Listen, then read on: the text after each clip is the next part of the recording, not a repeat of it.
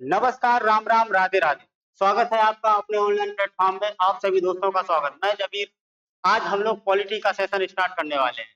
Polity में हम zero से हीरो, यानी कि हम लोग पॉलिटी में भारतीय संविधान का संवैधानिक इतिहास, उसकी ऐतिहासिक पृष्ठभूमि, इन सब को यहाँ से लेकर के हम लोग चलेंगे और पूरे संविधान के बारे में, कैसे संविधान का निर्माण हुआ, कैसे कैसे संविधान में क्या क्या हुआ, क्या क्या बदलाव किए गए, कितने अनुच्छेद डाले गए, कितनी सूचियां हैं, कितने भाग हैं, इन सभी के बारे में हम लोग बारी बारी से पढ़ेंगे। तो आई होप आप बने रहिए मेरे चैनल के साथ में, और चैनल को लाइक और कमेंट और सब्सक्राइब करना बिल्कुल ना भूलिएगा। तो आज हम लोग प्रारंभ करते हैं कि भारतीय संविधान का संवैधानिक इतिहास, भारत के संविधान का संवैधानिक इतिहास क्या रहा है, इसके बारे में हम लोग समझ। उससे पहले हम लोग इतिहास को थोड़ा जान लेते हैं। बेटा, इतिहास में दो लड़ाइयां हुई थी, एक तो बक्सर का युद्ध और एक उससे पहले हुआ था प्लासी का युद्ध। बेटा, प्लासी का युद्ध और बक्सर का युद्ध देखो। प्लासी का युद्ध कब हुआ था? तो प्लासी का युद्ध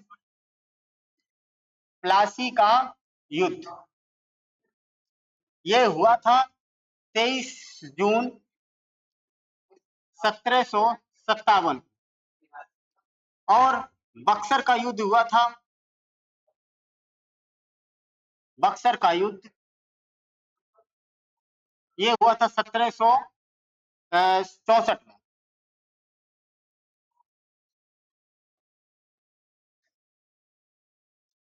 तो ये दो लड़ाइयां जो थी, उसके बाद में क्या किया गया कि पूरे संविधान को, यानी कि जो ईस्ट इंडिया कंपनी थी, बेटा ईस्ट इंडिया कंपनी जो 1599 में, ईस्ट इंडिया कंपनी ने 1599 में वहां की जो महारानी एलिजाबेथ थी, उससे परमिशन लेकर के भारत में व्यापार करने के उद्देश्य से यहाँ पर आती है। और 1600 ईस्वी में ईस्ट इंडिया कंपनी की क्या हो जाती है? स्थापना हो जाती है। कब स्थापना होती है? 1600 ईस्वी में, 1600 ईस्वी में ईस्ट इंडिया कंपनी की स्थापना होती है। उसके बाद इन लड़ाइयों के बाद में वो लोग जान जाते हैं, ईस्ट इंडिया कंपनी के लोग, कि भारत छोटे छोटे टुकड़ों में विभाजित है और राजाओं का आपसी मनमुटाव, आपसी युद्ध के कारण हम यहाँ पर बिखराव बहुत भयंकर तरीके से आपसी फूट था। तो इस तरीके से यहाँ पर तो हम व्यापार के साथ साथ में हम यहाँ पर शासन भी कर लेंगे। तो हम लोग क्या करेंगे कि इसी भारत के संविधान को किस तरीके से अंग्रेजों ने अपने फायदे के लिए कब कब क्या क्या चेंजमेंट किए, कौन कौन से कानून लाए, इसके बारे में हम लोग जानेंगे, सीखेंगे। तो आई होप आप सभी लोग बने रहेंगे और बराबर हमारे साथ में जुड़े रहेंगे, जिससे कि आपको एक एक हर एक चीज की हम बारीकियों से रूबरू कराएं। तो आइए चलते हैं, हेडिंग लगा लेते हैं, भारत के संविधान का संवैधानिक इतिहास। भारतीय संविधान का संवैधानिक इतिहास।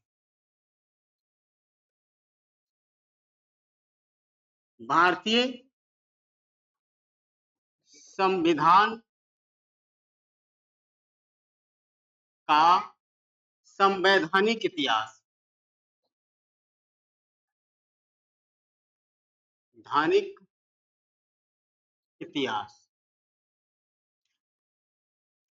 भारतीय संविधान का संवैधानिक इतिहास कहां से प्रारंभ माना जाता है, कहां से भारतीय संविधान की नींव पड़ी है, इसके बारे में हम लोग चर्चा करेंगे। तो देखिएगा, ईस्ट इंडिया कंपनी के देखो दो तरीके से हम लोग समझेंगे, जानेंगे कि ईस्ट इंडिया कंपनी के अधीन भारत में कौन कौन से कानून आए। उसके बाद में ईस्ट इंडिया कंपनी के बाद में जब 1757 की क्रांति होती है, उसके बाद में ईस्ट इंडिया कंपनी के हाथ में भारत नहीं रहता, डायरेक्ट किसके हाथ में पहुंच जाता है बेटा? तो ब्रिटिश क्राउन के पास में पहुंच जाता है, ब्रिटिश संसद के पास में पहुंच जाता है। तो ब्रिटिश संसद के पास में फिर कानून 1858 से लेकर के फिर जो भी कानून बनेंगे, वो ब्रिटिश क्राउन के द्वारा वहीं से डायरेक्ट बन करके आएंगे। तो वो शासन करेगा भारत। अब डायरेक्ट जो है वो किसके हाथ में पहुंच जाता है? भारत का शासन व्यवस्था, शासन प्रशासन किसके हाथ में पहुंच जाता है?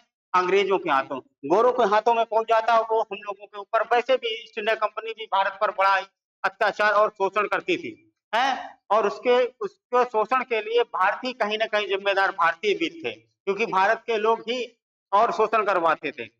तो आइए हम लोग समझते हैं। तो सबसे पहले जो लिखित दस्तावेज आया, यानी कि संविधान का जहां से नींव पड़ती है, जहां पर अंग्रेजों के द्वारा, ईस्ट इंडिया कंपनी के द्वारा पहला जो लिखित दस्तावेज आता है, उसका नाम होता है रेगुलेटिंग एक्ट। तो रेगुलेटिंग एक्ट के बारे में सीखेंगे, fits India act settlement act, बहुत सारे हैं जिनके बारे में हम लोग बारी बारी से समझेंगे। तो आइए चलते हैं।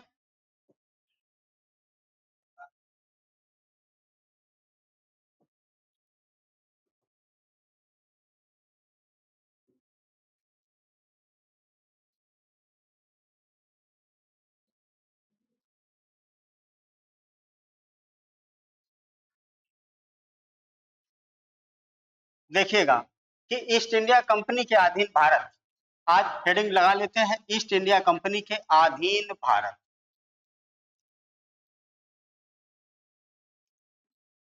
ईस्ट इंडिया कंपनी के अधीन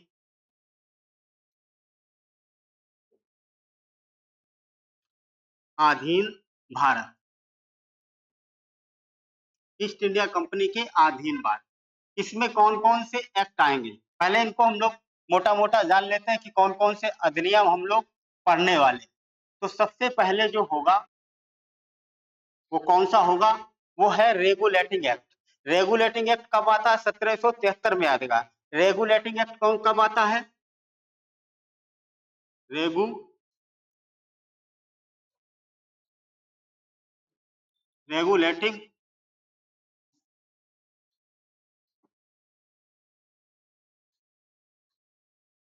एक्ट,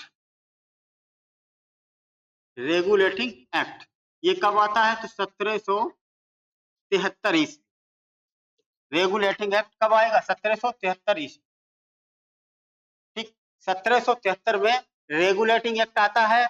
और इस एक्ट में क्या क्या होगा ये तो हम लोग बाद में सीखेंगे, पहले हम ये जान लेते हैं कि ईस्ट इंडिया कंपनी के अधीन भारत जो था उसमें कौन कौन से अधिनियम आए। रेगुलेटिंग एक्ट में कुछ कमियां रही थी, उस कमियों को पूरा करने के लिए एक एक्ट आया था जिसका नाम था एक्ट ऑफ सेटलमेंट। क्या था दूसरे एक्ट का नाम,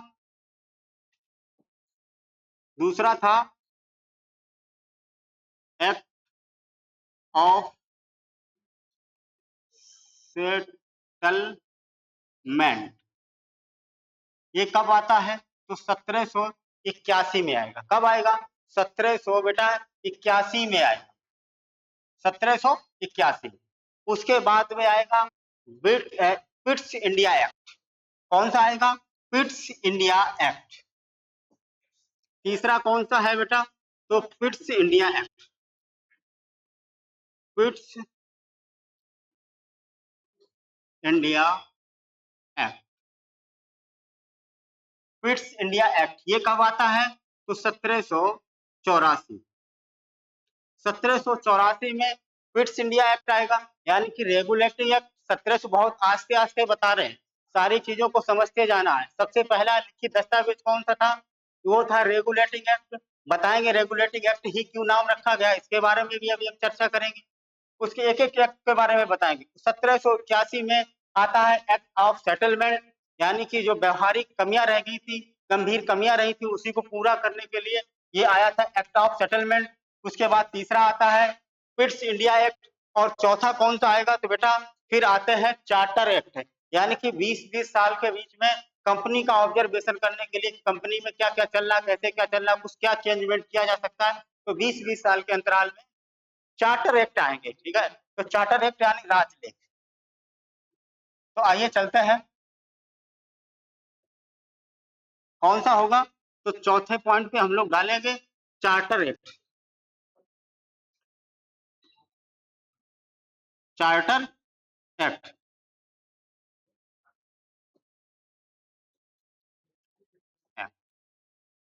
चार्टर एक्ट ये कब आएगा, तो ये आएगा 1793 में। कब आएगा, 1793 ईस्वी। 1793 में चार्टर एक्ट आएगा। पहला चार्टर एक्ट कब आएगा, तो 1793 में।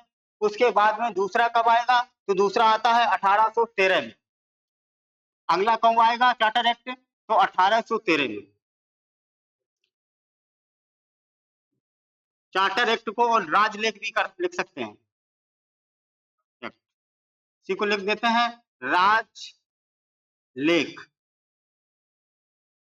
ये कब आता है, 1813 में। 1813 में दूसरा चार्टर एक्ट आएगा, उसके बाद तीसरा चार्टर एक्ट कब आएगा? तो तीसरा चार्टर एक्ट बेटा आता है 1833 में। कब आएगा? 1833 में। 1833 में आएगा। तो तीसरा कब आएगा? 1833 में तीसरा चार्टर एक्ट आएगा। तीसरा चार्टर एक्ट कब आएगा? तो 1813 में, 1833 में चार्टर एक्ट आएगा। ठीक है, तो 1833 1833 के बाद फिर एक चार्टर एक्ट आएगा 1853 में, और 1853 के बाद में फिर 1857 की क्रांति होती है, स्वतंत्रता संग्राम होता है, भयंकर तरीके से भारत में पूरे अव्यवस्था फैल जाती है, और ये खबर जाकर के ब्रिटिश क्राउन को लग जाती है कि भाई वहां पर ईस्ट इंडिया कंपनी बहुत भयंकर तरीके से अत्याचार कर रही भारतीयों को खिलाफ। तो अगला क्या होगा हम लोगों का कि 7वां पॉइंट होगा चार्टर एक्ट। ये कौन सा है? देखिएगा एक एक करके हम लोग समझेंगे। चार्टर एक्ट ये कौन सा है बेटा? तो ये है 1853 का 1853 का ये चार्टर एक्ट है। यानी कि इतने अधिनियम जो है वो ईस्ट इंडिया कंपनी के अधीन जो भारत पर शासन किया गया, वो इतने अधिनियम याद रखना कितने हैं। तो रेगुलेटिंग एक्ट सबसे पहले आया, समझ गए। उसके बाद में एक्ट ऑफ सेटलमेंट 1781, उसके बाद में पिट्स इंडिया एक्ट 1784, उसके बाद आया चार्टर एक्ट 1793, उसके बाद आया चार्टर एक्ट, दूसरा चार्टर एक्ट आता है 1813 में बेटा, उसके बाद आता है चार्टर एक्ट 1833 में, उसके बाद आएगा 1853 में। ये ईस्ट इंडिया कंपनी के अधीन भारत। ठीक, अब बात करते हैं आगे कि अब ईस्ट इंडिया कंपनी के बाद में अब ब्रिटिश क्राउन के अधीन भारत कैसा? ब्रिटिश क्राउन के अधीन,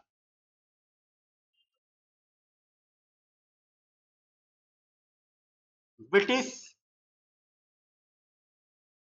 क्राउन क्राउन के अधीन भारत।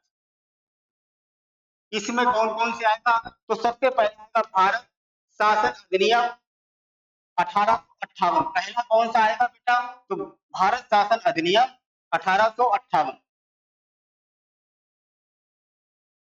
भारत शासन अधिनियम नियम भारत शासन अधिनियम 1858। 1858 उसके बाद 1858 के बाद 1861 में आएगा भारत परिषद अधिनियम। 1861 में कौन सा आएगा? भारत परिषद अधिनियम। भारत परिषद अधिनियम 1861। ठीक, 1861 के बाद बेटा कौन सा आएगा? तो अपना होगा भारत परिषद अधिनियम 1892।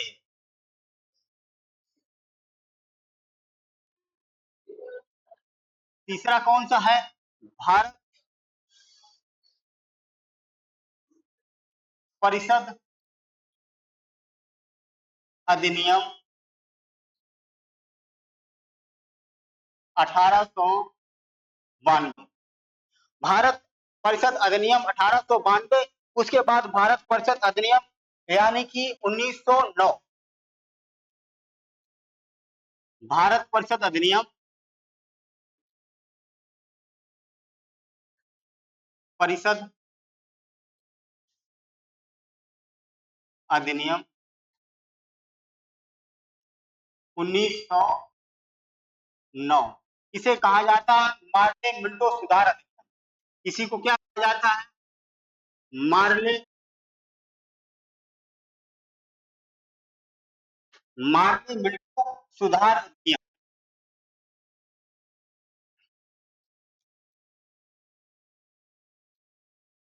मार्ले मिंटो सुधार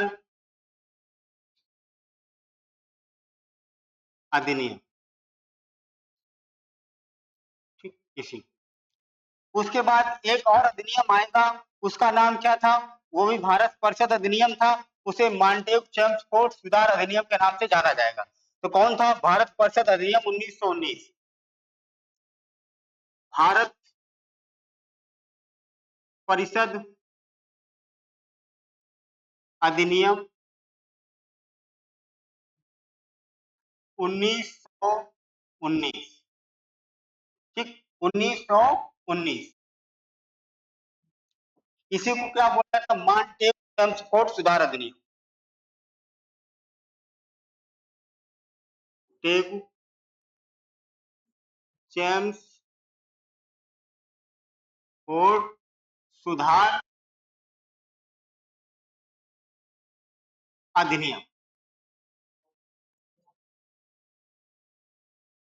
अधिनियम, ठीक। अगला कौन सा आएगा उसके बाद में?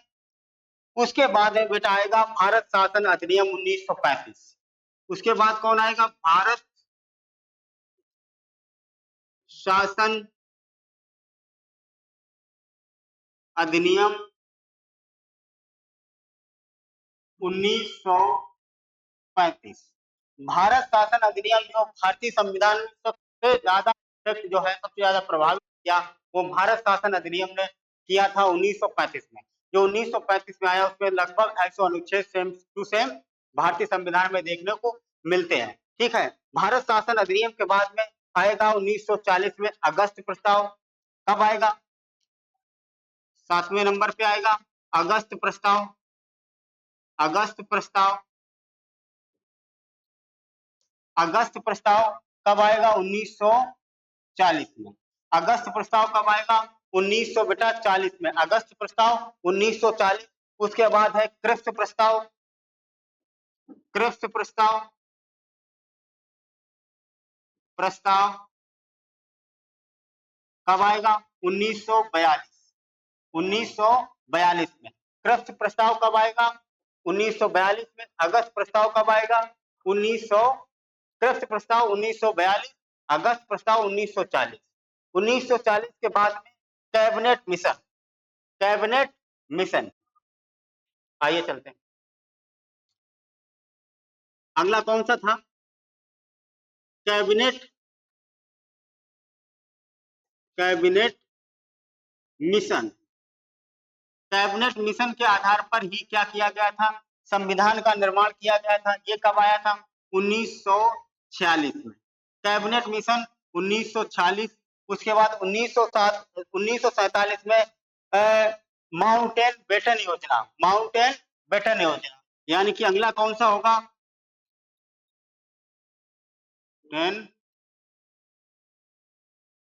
बेटन योजना 1947। 1947।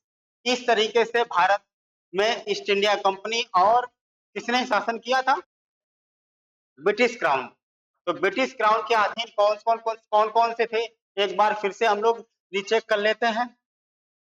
देखिएगा, देखो, regulating act 1773, settlement of act 1781, fits India act 1784, charter act 1793, charter act 1813, charter act 1833, charter act 1853।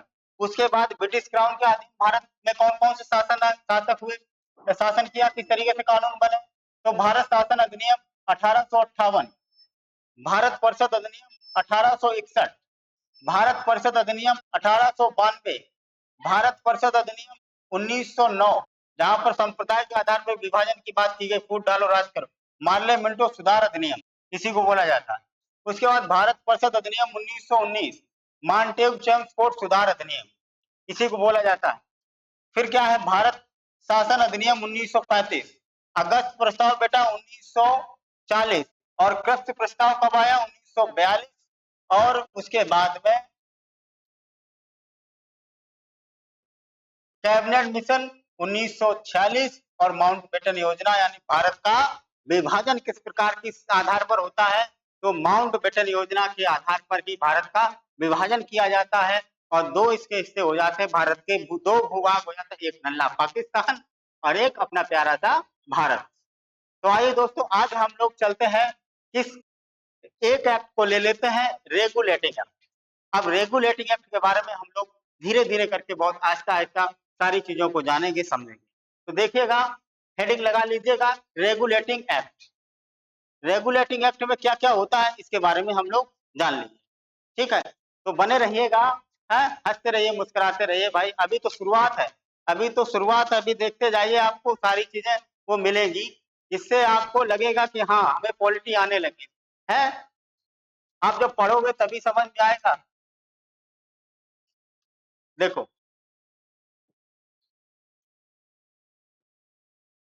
पहला कौन-सा डाल लेते हैं?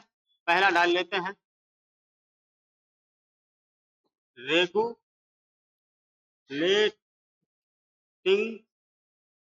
एक्ट। ये कब आता है? 1773। ठीक? 1773 में रेगुलेटिंग। आप अब ये समझिएगा, रेगुलेटिंग एक्ट क्यों रखा गया? आप रेगुलेटिंग जानते हो, रेगुलेटिंग नियामक अधिनियम, इसे बोला जा सकता है नियामक अधिनियम या नियंत्रक अधिनियम, नियामक अधिनियम।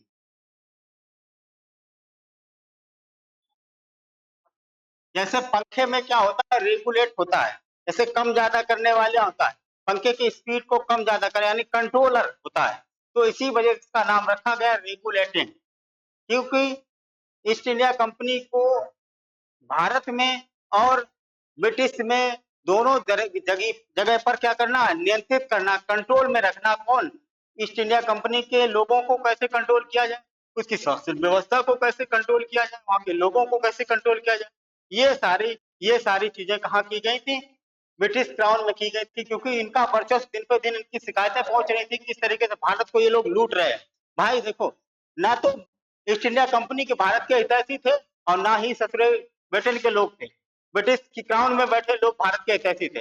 ये सिर्फ अपना साले फायदा समझते थे, किस तरीके से उनका फायदा किया जाए, अपना फायदा हो। भाई लूट हो रही, लूट मचा के रखा था इन लोगों ने, भ्रष्टाचार कर रखा था, खूब लूट मचाए थे। हैं? और लूट का जैसे एक समझ लीजिए कि आप हमको, आप दे दिया गया, छूट दे देगी कि आप लूटिए जाकर के, भारत को लूटिए जाकर के, और लूट करके अगर आप लूट का अगर पैसे उन्हें नहीं दोगे तो उन्हें दिक्कत होगी। तब वो कानून बनाने लगेंगे कि हाँ, इस तरीके से नहीं हो पाएगा भाई। है, अगर लूट का पैसा उन्हें मिलता रहता तो ये लोग कुछ नहीं करते। है, कैसे लूटते रहो, लूट के ये लोग वहां देते नहीं थे और कह देते थे ईस्ट इंडिया कंपनी घाटे में जा रही है, और ये और कह देते, डिमांड वहां करते जा करते बेटे कि भाई हमें पैसा दे दिए, मेरे व्यापार में घाटा हो गया, जबकि व्यापार में इतना फायदा होता था, क्योंकि ये पर्सनल लोग जो लोग होते थे, ये लोग बहुत उपहार लेते थे बड़े बड़े लोगों से, बड़े बड़े नेताओं से, क्या नाम है, राजाओं से बहुत महंगा महंगा उपहार ले लेते थे। तो इस तरीके से उन्होंने लूट मचा के रखी थी। भारत सोने की चिड़िया ऐसे ही नहीं कहा जाता बेटा। तो इस तरीके से लूट मचा रखी थी। तो इन्होंने क्या किया, अपने फायदे के लिए एक एक्ट बनाया जिसका नाम धरा रेगुलेटिंग एक्ट। रेगुलेटिंग एक्ट, जब खबरें वहां पहुंच गई तो वहां के जो प्रधानमंत्री थे, लॉर्ड नॉर्थ, क्या नाम था, लॉर्ड नॉर्थ थे प्रधानमंत्री। उन्होंने एक गुप्त समिति भेजी कि जाकर के वास्तविक इसकी हकीकत को जानिए, जाकर के वास्तविक ईस्ट इंडिया कंपनी घाटे में चल रही है, किस तरीके से भारत में अत्याचार कर रही है, किस तरीके से व्यापार कर रही है, व्यापार के साथ साथ वो प्रशासन भी करना चाहती थी, तो किस तरीके से सारी चीजें हैंडल कर रहे हैं। तो यही उन्होंने गुप्त कमेटी बैठा ली और जाकर के भारत में आकर के उन्होंने ये सारी चीजें देखी और उन्हें लगा कि यार बहुत गड़बड़ हो रहा है। बहुत वास्तविक जितना उन्होंने बताया गया था उससे भी कई गुना ज्यादा लगा कि यार ये तो बहुत करप्ट लोग हैं, बहुत ज्यादा भ्रष्टाचार करे हुए हैं, बहुत ज्यादा प्रताड़ित कर रहे हैं वहां के लोगों को, ये तो लूट मचा के रखा है और कंपनी खूब फायदे में जा रही है, और ये लोग कह रहे हैं कि कंपनी फायदे में नहीं है, घाटे में है, घाटे में है। तो इस तरीके से ये काम किया था। तो उद्देश्य क्या था, कंपनी के कार्यों को क्या करना, कंट्रोल करना, भारत में भी और ब्रिटेन में भी।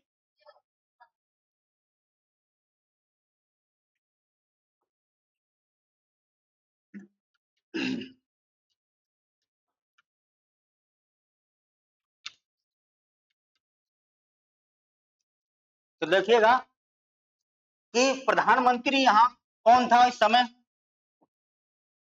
प्रधानमंत्री बेटा कौन था?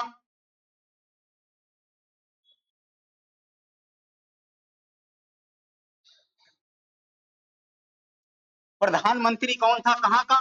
ब्रिटिश या ब्रिटेन का। लॉर्ड काहे का ससुरा लॉर्ड, ठीक, लॉर्ड नॉर्थ, ये था वहां का प्रधानमंत्री, ठीक। ये लोग लॉर्ड लिखते थे, लॉर्ड माने क्या होता, भगवान के, हमारे लिए भगवान थे ये, समझे। लॉर्ड नॉर्थ, ये क्या थे, ब्रिटिश का प्रधानमंत्री था, ठीक। इसने क्या किया, एक समिति बैठा ली, बेटा एक समिति बैठा ली, उस समिति का नाम क्या था, समिति, उस समिति का नाम था गुप्त समिति, समिति, गुप्त समिति के सिफारिश पर ही ये एक्ट आया, ठीक। गुप्त समिति के सिफारिश पर ही ये एक्ट आया था। और इसका उद्देश्य क्या था, तो उद्देश्य जान लीजिएगा इसका क्या उद्देश्य था। तो इसका बेटा उद्देश्य जो था, उद्देश्य था कंपनी के कार्यों को भारत और ब्रिटेन में दोनों जगह नियंत्रित करना, कंपनी के कार्यों को भारत और ब्रिटेन दोनों स्थानों पर नियंत्रित करना, कंट्रोल करना, ठीक।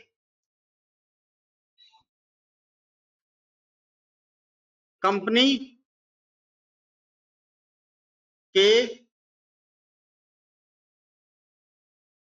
कार्यों को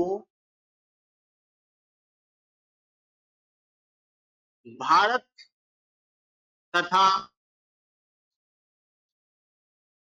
ब्रिटेन दोनों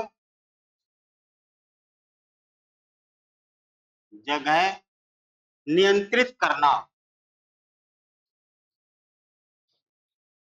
नियंत्रित करना, ये इसका उद्देश्य था, ये इसका बेटा क्या था, उद्देश्य था, ठीक। अब अब बात करते हैं कि क्या क्या इसमें काम किए गए, ठीक, इसमें और क्या क्या काम किए गए, ठीक,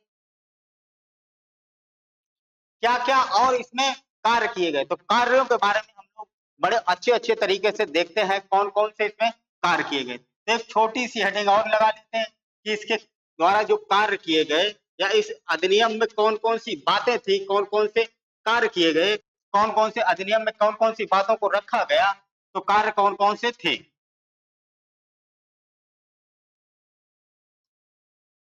कार्य, पहला क्या किया गया, तो बंबई प्रेसिडेंसी को और मद्रास प्रेसिडेंसी को किसके अधीन कर दिया गया, बंगाल के अधीन कर दिया गया। किसके अधीन कर दिया गया, बंगाल के अधीन कर दिया गया। बंबई प्रेसिडेंसी और मद्रास प्रेसिडेंसी को किसके अधीन कर दिया गया, बंगाल के अधीन कर, ठीक।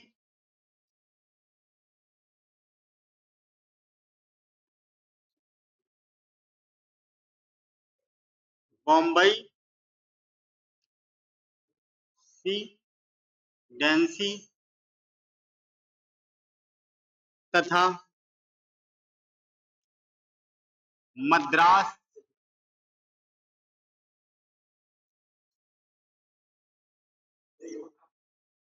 को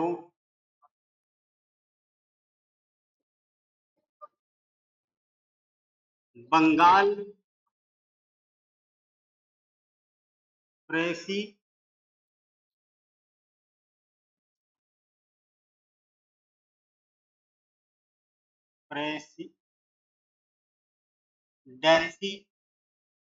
के अधीन अधीन कर दिया, कर दिया। अब जब इसके अधीन कर दिया गया, ठीक, बंगाल के यानी कि बंगाल के अधीन कौन सी दो प्रेसिडेंसी और हो गई बेटा, एक बंबई हो गई और एक मद्रास हो गई। कौन सी हो गई, बंबई और मद्रास, दो प्रेसिडेंसियां बंगाल के अधीन। अब जो बंगाल का था गवर्नर, बंगाल का पहला गवर्नर कौन था, रॉबर्ट क्लाइव। अब रॉबर्ट क्लाइव बहुत ही एक नंबर का, अब बारेंग हेस्टिंग्स आएगा, तो बारेंग हेस्टिंग जो था, उसने लगाया कि ये तो बहुत ज्यादा भ्रष्टाचार किए है, दूध का धुला भैया बारेंग हेस्टिंग्स आया है, यहाँ इसने बहुत ज्यादा करप्ट किया। तो बंगाल के गवर्नर को क्या बना दिया गया, अब बंगाल का गवर्नर जनरल बना दिया गया। यहाँ से पद नया जनरेट कौन सा होगा, तो बंगाल का गवर्नर जनरल पद एक बना दिया गया, गवर्नर और यानी गवर्नर जनरल। बंगाल का, ऐसे लिख लेते हैं, बंगाल का प्रथम गवर्नर जनरल कौन बनेगा? वारेन हेस्टिंग्स बनेगा भैया। कौन बनेगा? वारेन हेस्टिंग्स बनेगा।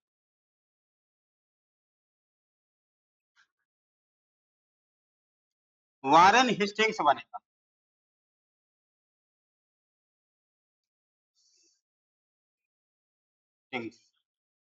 वारेन हेस्टिंग्स को बंगाल का गवर्नर जनरल बना दिया गया, और जैसे इसको गवर्नर जनरल बना दिया गया तो बंगाल में द्वैत शासन व्यवस्था थी, द्वैत शासन व्यवस्था को उसका समाप्त कर दिया गया, उसको खत्म कर दिया गया। तो बंगाल के गवर्नर जनरल, अब देखो पहले बंगाल का गवर्नर हुआ करता था, अब गवर्नर जनरल हो गया, तो गवर्नर जनरल हो गया, ठीक है, हाँ बना दिया गया।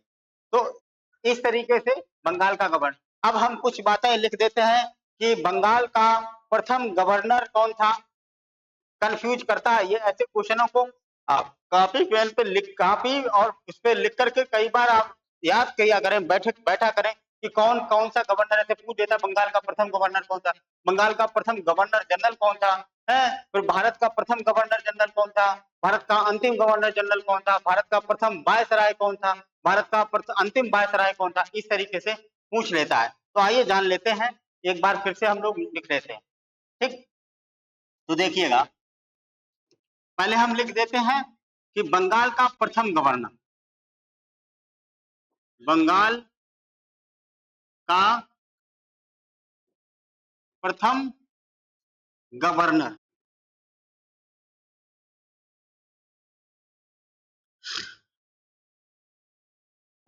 बंगाल का प्रथम गवर्नर, ठीक। तब तक आप लोग कमेंट बॉक्स में बताइएगा कि कौन है बंगाल का अंतिम गवर्नर, बंगाल का अंतिम गवर्नर।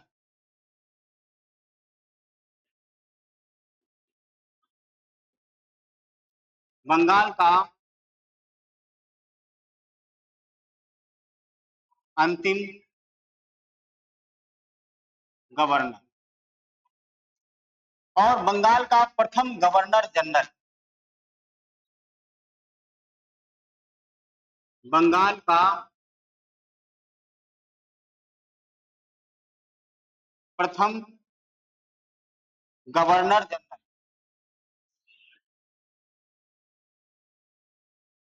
गवर्नर जनरल, ठीक। उसके बाद में है भारत का, भारत का प्रथम गवर्नर जनरल, भारत का प्रथम गवर्नर जनरल, भारत का प्रथम गवर्नर जनरल, भारत का प्रथम गवर्नर जनरल। उसके बाद भारत का अंतिम गवर्नर जनरल, भारत का अंतिम गवर्नर जनरल,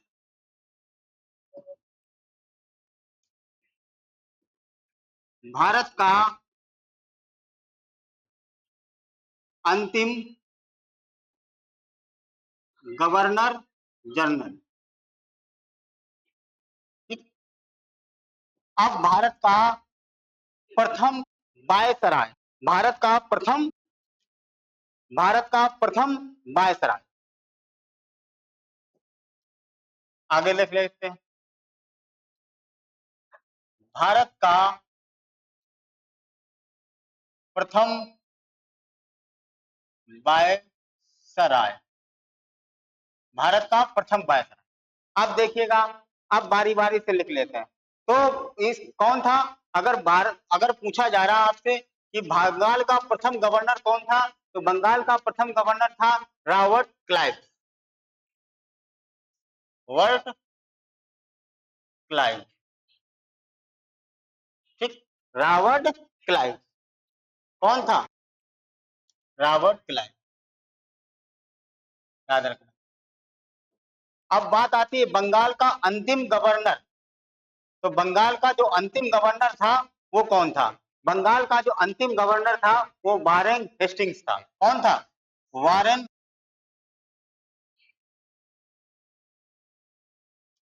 वारेन हेस्टिंग्स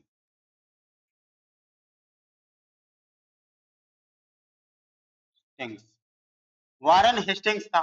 और जो बंगाल का प्रथम गवर्नर जनरल था वो भी कौन था? वारेन हेस्टिंग्स था। ठीक। वारेन बहुत कंफ्यूज करता है बेटा, बहुत ही कंफ्यूज करता है। इस तरीके से जब पूछता है यार है तो यही दो में से कोई, कौन अंतिम है कौन पहला है, फिर कंफ्यूज एलॉट पोट करते रहते वहां पर जो हम लोग पेपर में बैठते हैं तो बहुत ज्यादा कंफ्यूजन और क्रिएट होते हैं। जो सवाल ज्यादा आता है, ज्यादा कंफर्म होता है, वही ज्यादा गलत होने के चांस भी रहते हैं कि कौन से होच पोच में आ जाता है, कभी कभी ओवर कॉन्फिडेंस में गलत हो जाता है। ठीक है। अब बात आती है भारत का प्रथम गवर्नर जनरल, क्या नाम था इसका? तो विलियम बेंटिक। क्या नाम था बेटा? तो विलियम बेंटिक।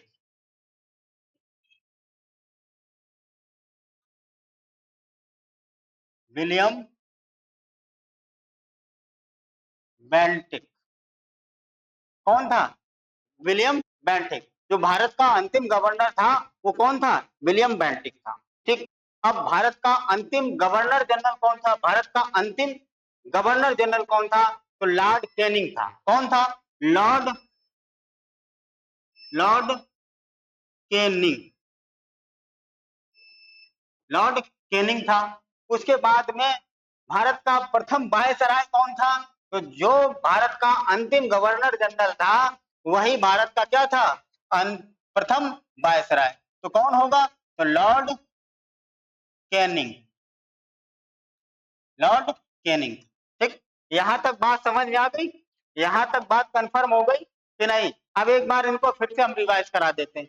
एक बार फिर से हम लोग देख लेते हैं कि क्या है इसमें, माजरा क्या है। देखो, बंगाल का प्रथम गवर्नर कौन था? तो लॉर्ड रॉबर्ट क्लाइव था। बात सही है, रॉबर्ट क्लाइव था। उसके हटने के बाद में बंगाल का अंतिम जो था गवर्नर बना के भेजा गया वो वारेन हेस्टिंग। जैसे रेगुलेटिंग एक्ट पारित होने के बाद में इसे क्या बना दिया गया? जो भी दोनों प्रेसिडेंसी यानी दो प्रेसिडेंसी, बम्बई प्रेसिडेंसी और मद्रास प्रेसिडेंसी किसमें मर्ज कर दी जाती है? कल यानी बंगाल प्रेसिडेंसी में, यानी कि बम्बई और महाराष्ट्र मध्य प्रदेश, तो क्या नाम मद्रास, मुंबई और मद्रास प्रेसिडेंसी को किसमें मर्ज कर दिया जाता है? बंगाल प्रेसिडेंसी में। यानी कि अब वहां से क्या बन जाएगा? वो पद कैसा हो जाएगा? थोड़ा सा नाम बदल दिया गया, एक स्टार से दो स्टार लग गया, गवर्नर जनरल। गवर्नर होता, अब क्या हो गया? गवर्नर जनरल हो गया। तो ये कौन बन गया? Warren Hasting. वही जो गवर्नर था वही क्या बन गया? प्रथम गवर्नर जनरल बन गया। उसके बाद सब भारत का जब रेगुलेट यानी कि 1858 की क्रांति हुई, 1757 की क्रांति के बाद में फिर क्या हो जाता है कि भारत का प्रथम गवर्नर जनरल बना दिया गया, तो लॉर्ड विलियम बेंटिक को बनाया गया। और भारत का अंतिम जो गवर्नर जनरल था वो लॉर्ड कैनिंग था, और वही लॉर्ड कैनिंग ही अंतिम यानी कि प्रथम वायसराय भी बनाया गया। तो भारत का प्रथम वायसराय जो था वो लॉर्ड कैनिंग था। यहां तक बात कंफर्म हुई? यहां तक बात कंफर्म हुई सभी लोगों को? ठीक है। स्क्रीनशॉट ले लीजिएगा आप और उसके बाद में नोट करते रहना। अगर आप कॉपी पे लिखोगे पेन से तो आपको ज्यादा याद रहेगा। ठीक है, आइएगा। अब हम लोग चलते हैं किसके बारे में, अब और इसके बारे में कुछ जानकारियां कलेक्ट करते हैं कि अब एक और कार्य होता है इसी के अंतर्गत, रेगुलेटिंग एक्ट के अंतर्गत। यानी कि जो उसकी काउंसिल में एक उनके साथ में 4 मेंबर और उसकी परिषद में, उसकी काउंसिल में, गवर्नर की काउंसिल यानी गवर्नर जनरल की काउंसिल में 4 मेंबरों को और शामिल कर दिया गया कि भाई तुम मिलकर के और इनको कानून बनाने में और मदद करोगे, शासन प्रशासन को चलाने में किस तरीके से काम किया जाएगा। तो वो व्यवस्था कर दी गई। 4 उसके गवर्नर जनरल की परिषद में, गवर्नर जनरल की परिषद में 4 और व्यक्तियों को नियुक्त कर दिया गया। वो कौन कौन से थे तो बताते हैं। गवर्नर की परिषद में 4 सदस्यों को नियुक्त किया गया। ठीक। अगला क्या है कार्यों में कि गवर्नर जनरल की परिषद में 4 सदस्यों को नियुक्त किया गया। कितने सदस्यों को? 4 सदस्यों को नियुक्त किया गया। तो 4 सदस्य थे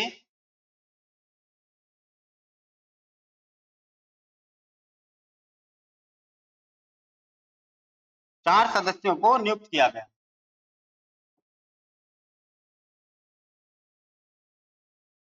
सदस्यों को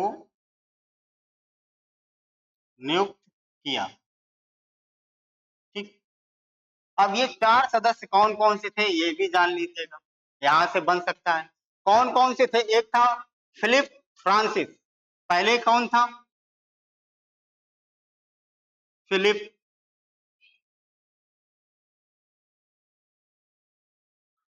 फ्रांसिस, एक ये था। दूसरा व्यक्ति कौन था? एक तो था फिलिप फ्रांसिस और दूसरा कौन था? तो याद रखना क्लेवरिन। कौन था? क्लेवरिन।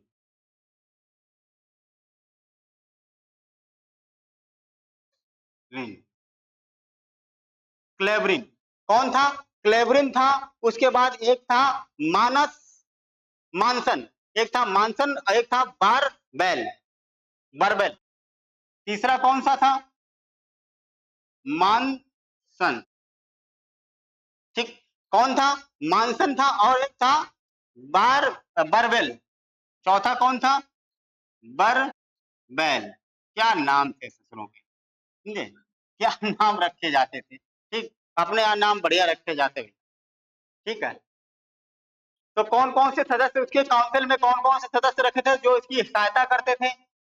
फिलिप फ्रांसिस, क्लेवरिन, मानसन और बर्बेल। ठीक। ये 4 सदस्य और भी थे। ठीक। अब क्या किया जाता है? एक और खूबसूरत कार्य किया जाता है 1774 में, इसी रेगुलेटिंग एक्ट के तहत बेटा 1774 में कलकत्ता में एक क्या किया जाए, विलियम फोर्ड कॉलेज में एक सुप्रीम कोर्ट की व्यवस्था की जाती है। ठीक है। फोर्ड विलियम कॉलेज में सुप्रीम कोर्ट की व्यवस्था कब की जाती है? 1774 में। अगला कार्य देखिएगा। 1774 ईस्वी में कलकत्ता के फोर्ट विलियम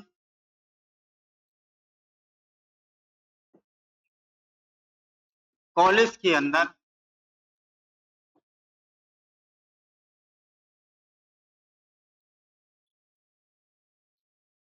कॉलेज के अंदर एक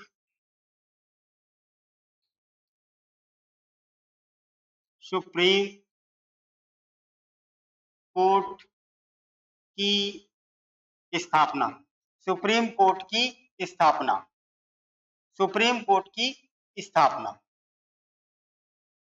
सुप्रीम कोर्ट की स्थापना किस अधिनियम के तहत की जाती है? तो आपको अधिनियम याद रखना, रेगुलेटिंग एक्ट कब की जाती है? तो 1774 ईस्वी में कलकत्ता के फोर्ट विलियम कॉलेज में सुप्रीम कोर्ट की व्यवस्था की जाती।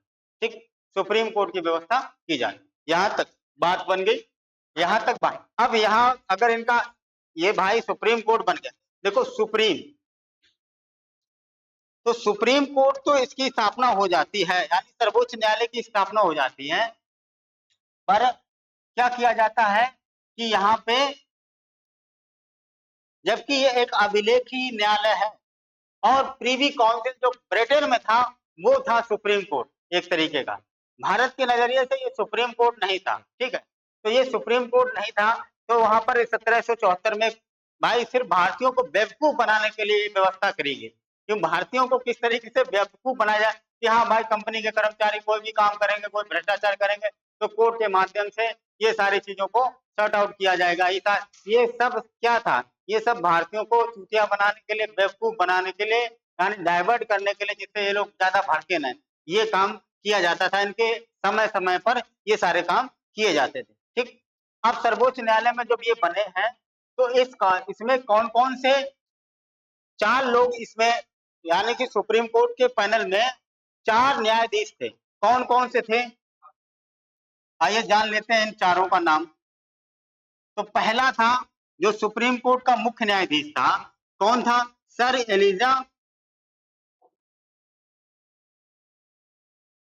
जा एमपी। ये कौन था? मुख्य न्यायाधीश, मुख्य न्यायाधीश। मुख्य न्यायाधीश कौन था? Sir Elijah Impey. उसके साथ साथ में और कौन कौन से थे? 3 लोग, 3 बागड़ बिल्ले कौन थे भाई? बताएगा कोई कमेंट करके?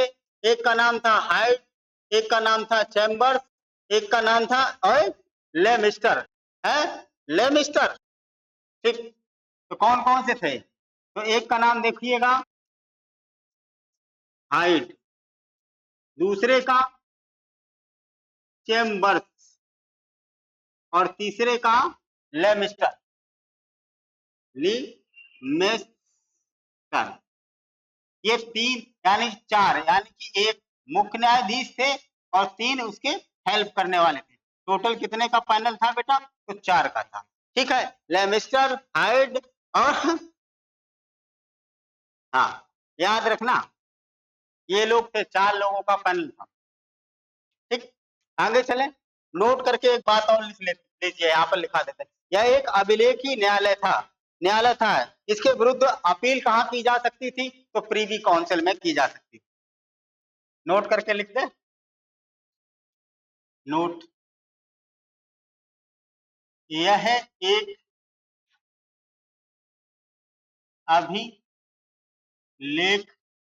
न्यायालय था।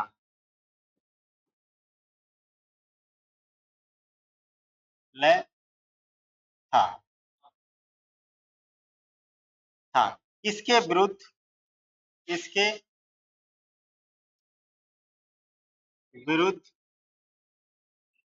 प्रीवी काउंसिल में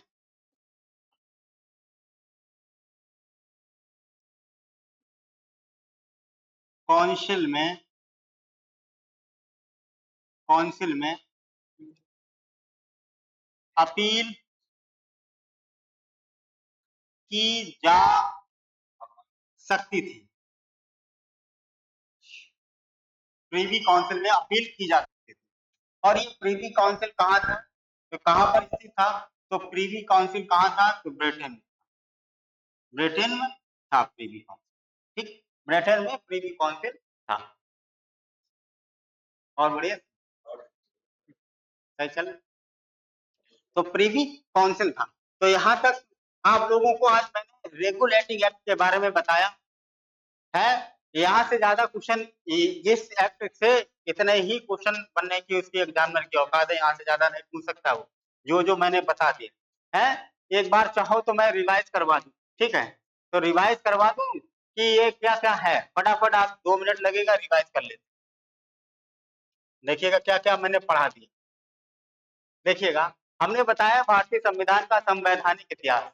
भारतीय संविधान का संवैधानिक इतिहास मैंने बताया, समझे? ठीक, उसके बारे में हम लोग बता देते हैं कि काम ऐसा करो कि पहचान बन जाए, कि काम ऐसा करो कि पहचान बन जाए, हर कदम ऐसा चलो कि निशान बन जाए, हर कदम ऐसा चलो कि निशान बन जाए, काम ऐसा करो कि पहचान बन जाए, हर कदम ऐसा चलो कि निशान बन जाए। जहां जिंदगी हर कोई, यहाँ जिंदगी तो हर कोई काट लेता है, यहाँ जिंदगी तो हर कोई काट लेता है। जिंदगी ऐसी जियो, जिंदगी ऐसी जियो कि एक मिसाल बन जाए, जिंदगी ऐसी जियो कि एक मिसाल बन जाए। ये सभी आप लोगों के लिए एक मोटिवेट शेयर था। तो आइए हम लोग सीख लेते हैं, फिर से एक बार रिवाइज कर लेते हैं बहुत अच्छे तरीके से। तो सबसे पहले ब्रिटिश यानी कि ईस्ट इंडिया कंपनी का अधीन भारत था, वो उसमें कौन कौन से अधिनियम आते हैं?